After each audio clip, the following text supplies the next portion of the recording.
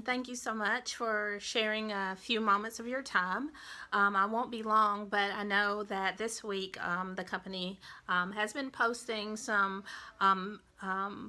posts about being healthy. There was also a blog post about the 9 aspects of the important aspects of senior care, and I'll do a video about that one a little later. But what I do want to touch on really quickly is senior health and activity and staying active, and why it's important, and why we need to make sure that part of senior care is making sure they're active. Now, I know with unconditional care, it's very important for me that staff also make sure that there's some type of activity in the care plan, right? So if they can walk, right? If they can walk, then let's go for walks daily. If the weather is inclement, let's walk around the house. Let's set some exercise goals. But depending on the personality of the senior, you might not want to call it an exercise. You just may want to say, hey, well, let's, you know what, like, these are just things that I've learned over the years. So it's like, hey, you know what, let's walk around the house, and like, if you could rearrange this room, what would you do with it? Or if you could do something in here, if you would add something to this room or move this picture, where would you do it? So the goal is for them, they are going through, just having a general conversation, but your goal as a caretaker is to get more activity out of them and engagement, right? So that's very important. So there's some facts that I want to share with you, and these facts come from the American senior care community. So let me just share some of these with you. Okay, so now as we age, our muscle mass begins to decrease. Okay, yeah, we all know that, right? No problem there. But here's the thing: when we enter our 40s, adults can lose 3 to 5% of muscle mass with each subsequent decade of life. We know how important muscle mass is, right? If we're going to walk, if we're going to move, just to reach and grab something, it takes your muscles to do it. And just to make it really simple, it's a really delicate balance and communication between muscles, nerves, fibers, from the brain all the way down to the tip of your finger to reach and grab something. Now, we know the importance of exercise when it comes to our physical activity and things like that, our physical bodies, how important it is. But do we really understand and know how important physical activity is for your cognitive function as well? Look, listen to this. Scientists have found that brain neurons, as well as not only help you provide the necessary functions to help keep you alive, as well as help you think and improve your memory, they all increase after a few weeks of regular exercise, right? So if you find yourself getting forgetful, or if you want to challenge yourself or continue to expand your mind, exercise, because all those nerve functions and brain neurons expand through exercise as well. In fact, some researchers found that when individuals walk 3 or more times a week, the occurrence of dementia was 35% lower than those seniors who were not involved in any type of exercise at all. So what does that tell us? That tells us that, I'm not saying that it's a cure. I don't think that the scientists that wrote this article are saying that it's a cure, but it's saying that the occurrence of dementia is 35% lower when you're exercising regularly and keeping your body active and moving. So they also say these are some more of the key benefits for exercising for seniors, right? And here's the thing.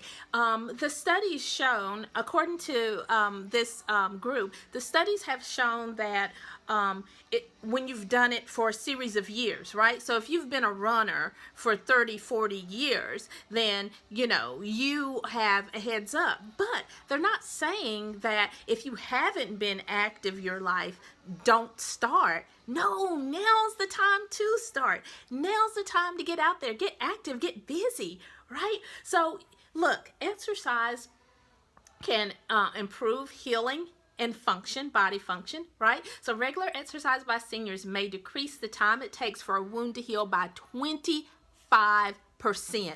And we all know that the older we get, the slower and longer it takes for wounds to heal. And what does that mean? The longer it takes for something to heal, the greater the risk and chances of it getting infected.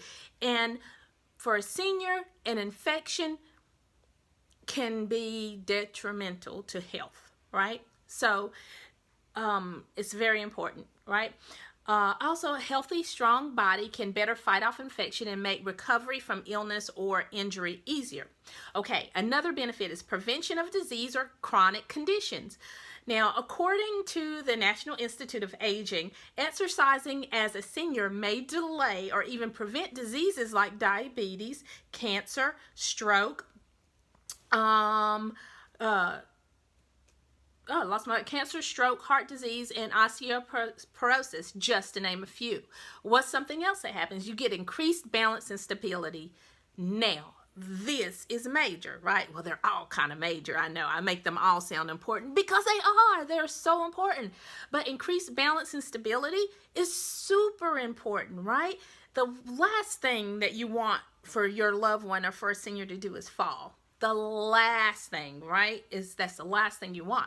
So how do we prevent that? Well, part of prevention of falls is working on balance and stability. So now falls are number one injury among seniors, and regular exercise can help prevent them. Because when you're exercising, you're constantly utilizing those balancing mechanisms and improving your core and strengthening your core and your back, so you're constantly working on those things. That's why exercise, another reason why exercise is so important.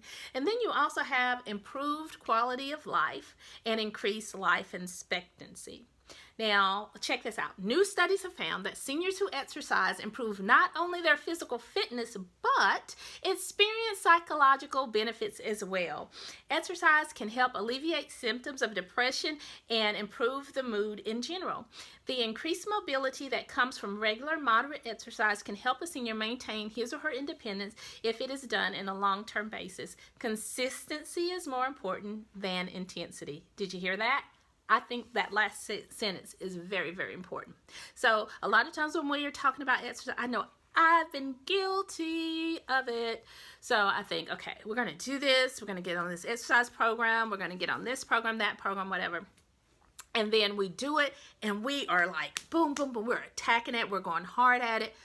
But then we burn out and it's like, maybe not today. And then the next day, maybe not today. So after about a week, you're just kind of like taking it off your list of things to do. So this last sentence is very important, right? Consistency has far greater weight and importance than intensity. So you want to also listen to your body, right? So if I can do this, right, and I'm good, but say if you can only do this, then you do that.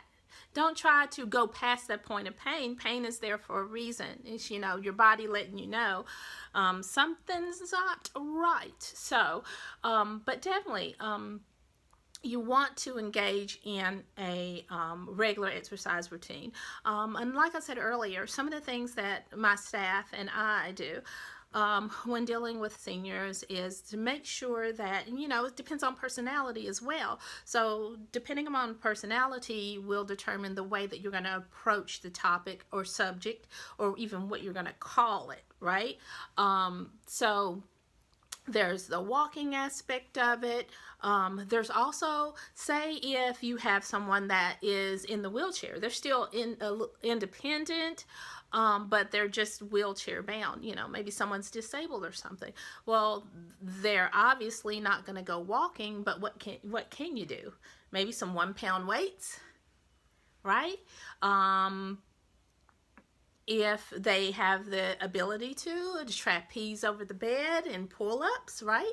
Because even though they're not using their leg muscles, they still need for those arm muscles to be strong, right? So they can position themselves in the bed, so they can get comfortable, so that they can lift themselves, you know, up and down with their arms to get comfortable, push themselves, be more independent with the wheelchair by having the strength to push themselves around and navigate with the wheelchair. So exercise is highly important, not only for your physical body, but for your mental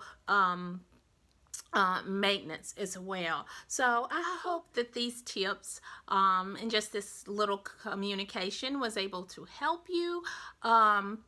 Of course, if you have any questions, concerns, or if you have any suggestions or ideas, what are some of the tools and tips that you've used to help keep your loved one engaged and active and wanting to, right? Because sometimes they lose the desire, right? So what are some of the things that you've used? Yeah, share your tips that you have. And thank you guys. See you next time. Bye-bye.